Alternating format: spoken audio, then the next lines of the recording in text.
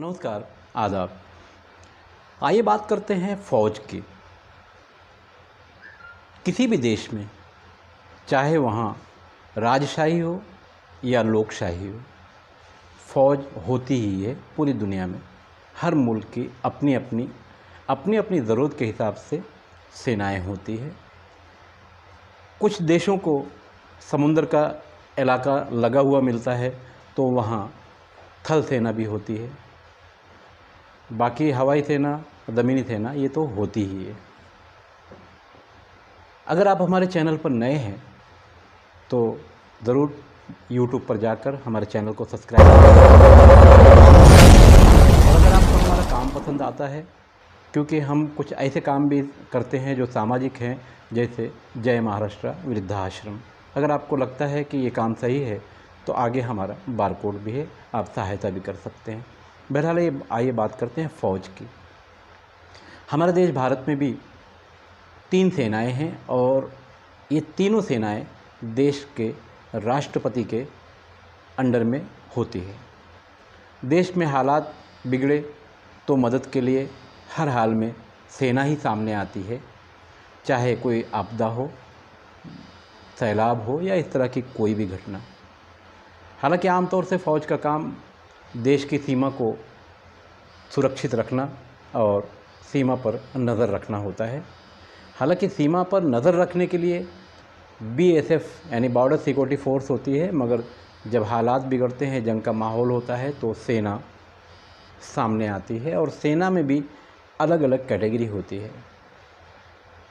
बहरहाल फ़िलहाल हमारे देश में अग्निपथ योजना को लेकर पूरे देश में युवा जो सेना में भर्ती होने की तैयारी में थे, उनकी एक सोच रही होगी पढ़ाई से लेके यहाँ तक। इसलिए उन्होंने पढ़ाई भी की होगी और फ़ौज की निजी यानी प्राइवेट ट्रेनिंग भी ली होगी और उसके बाद ये उम्मीद रही होगी कि आने वाले दिनों में हमें सेना में जाना है। मगर अग्निपथ योजना के तहत फ़ौज में जो लोग लिए जाएंगे वो सिर्फ 4 साल के लिए। 4 साल में उन्हें पेमेंट तो मिलना है और सरकार की तरफ से ट्रेनिंग भी मिलना है, मगर 4 साल के बाद जब वो रिटायर हो जाएंगे, आमतौर से हमारे जवान सेना में जाने के बाद ही अक्सर उनकी शादियां हुआ करती है, तो यानी 4 साल के बाद तब वो पूर्व सैनिक हो जाएंगे। उसके बाद फिर उन्हें आगे सफ़र के लिए सोचना होगा। देश की सेना सभी, हमारे देश में जैसे कि 3 सेनाएं हैं, सभी का रिस्पेक्ट हमारे देश में आम इंसान करता है। मगर इन्हीं सेना के जवानों को हमारे देश की बदनसीबी भी है। लोकतंत्र है वो अलग चीज़ है, मगर लोकतंत्र के नाम पर नेताओं की हिफाजत करने के लिए भी ज़रूरत पड़ने पर इन सैनिकों का इस्तेमाल किया जाता है। बड़ी बात यह है कि वो नेता कितना पढ़ा है, उसकी कितनी उम्र है, वो एक अलग चीज़ है, मगर सेना में जाने के लिए पढ़ाई भी पूरी चाहिए।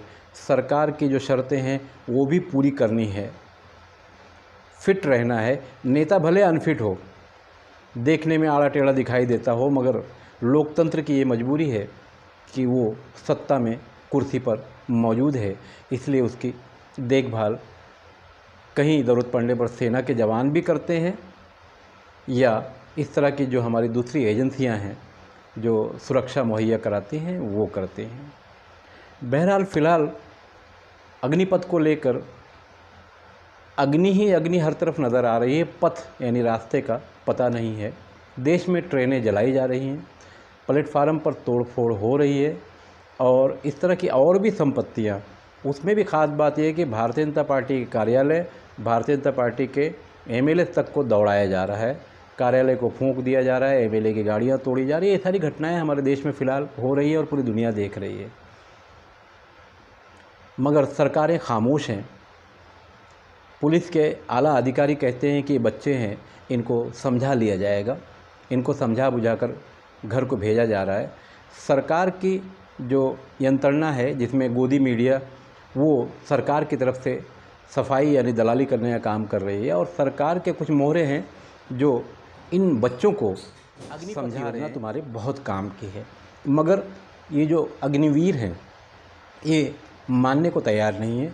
हालांकि इनका सपना था, इन्हें देश की सीमा पर जाकर देश की रक्षा करना था, मगर फ़िलहाल ये देश की सीमा के अंदर ही तांडव मचाए हुए हैं। कुछ ऐसा ही मामला थोड़े दिन पहले भी हुआ था उत्तर प्रदेश के कुछ इलाकों में।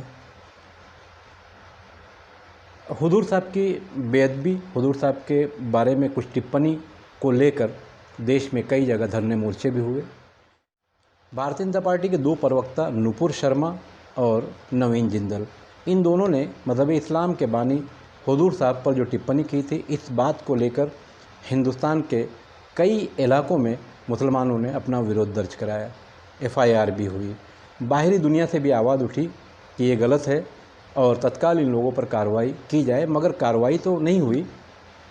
इसी का आक्रोश बढ़ता गया और पिछले शुक्रवार को कुछ लोग नमाज़ पढ़कर जब रास्ते पर आए तो पथराव करवा दिया गया या हो गया, जो भी हुआ होगा वो पुलिस जांच का विषय है। और बदले में पुलिस ने जमकर पथराव किया, लोगों की जान भी गई। पुलिस ने गोली चलाई, लोगों को जेलों में ठूस दिया गया, जेल में लोगों की यानी लॉकअप में पिटाई हो रही, दुनिया ने वो वीडियो भी देखा। जो आरोपी पकड़े गए उनके घरों को भी तोड़ दिया गया। तो अब देश की जनता ये सवाल कर रही है कि देश में जब लोकतंत्र है, कानून है, व्यवस्था है, पुलिस है, ये तो सबके लिए बराबर है, तो एक समुदाय के लिए क्यों उनका घर तोड़ दिया गया, क्यों उन्हें जेलों में ठूंस दिया गया, और दूसरे बहुसंख्यक समाज के लोग जो ये कर रहे हैं, फ़िलहाल जो दुनिया देख रही है, ट्रेनें जल रही हैं, सैकड़ों करोड़ रुपए की प्रॉपर्टियां बर्बाद हो गई, तो इनके घरों को क्यों नहीं तोड़ा जा रहा है, जैसा कि मध्य प्रदेश के खरगोन में हुआ था, प्रयागराज में हुआ उत्तर प्रदेश, इस तरह के और भी दूसरे राज्यों में हुआ है। तो क्या बुलडोज़र सिर्फ देश में अल्पसंख्यकों के लिए इस्तेमाल किया जाना है, बहुसंख्यकों के लिए नहीं? तो कहीं ना कहीं लोकतंत्र है और लोकतंत्र में न्याय प्रक्रिया, कानून सबके लिए होता है, ना कि किसी एक समुदाय के लिए। बहरहाल जब सरकारों को सारे फैसले खुद ही कर देना है तो देश में न्यायालय की क्या ज़रूरत है? हम ही मुंसिफ, हम ही कातिल वाली जो कहानी है, ये तो फिर वैसी होती जा रही है। बहरहाल जनता देख रही है और दुनिया भी देख रही है कि भारतीय लोकतंत्र में किसके साथ क्या हो रहा है, और सरकारों को अब होश में आकर इस पर अब न्याय करना चाहिए, क्योंकि सरकार ने बैंक बेच लिया, ट्रेन बेच ली, एयरपोर्ट बेच लिया, जो मिल रहा है, कंपनियां मिल रही वो बेच ले रहे हैं, LIC को बेच ले रहे हैं, सब कुछ बेच ले रहे हैं, मगर अब फौजियों के नाम पर अग्निवीर की जो ये कहानी सामने आई अग्निपथ की, इसमें भी गड़बड़ है। क्योंकि ये अग्निपथ में जाने वाले जो लड़के हैं, अग्निवीर के नाम पर 4 साल के बाद जब इन्हें रिटायर कर दिया जाएगा तब इनका क्या होगा। ख़ास बात यह है कि हमारे यहाँ, हमारे देश में कारपोरेट जगत पुलिस की या इस तरह की दूसरी एजेंसियां अपनी सुरक्षा या अपनी संपत्ति की सुरक्षा के लिए जवानों का इस्तेमाल करती है, मगर ये जवान महंगे पड़ते हैं। इस योजना में जो लड़के 75% रिटायर कर दिए जाएंगे, ये लड़के फिर इन्हीं कारपोरेट जगत में जाकर काम करेंगे, क्योंकि ये ट्रेंड होंगे।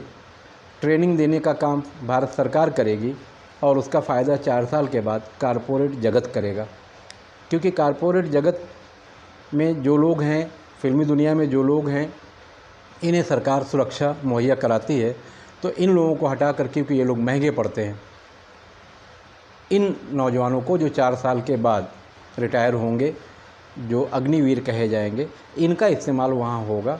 तो 4 ही साल में ये पूर्व सैनिक हो जाएंगे और इन सैनिकों का इस्तेमाल आने वाले दिनों में कारपोरेट जगत जैसे लोग, दूसरी इंडस्ट्री जैसे लोग इनका इस्तेमाल करेंगे।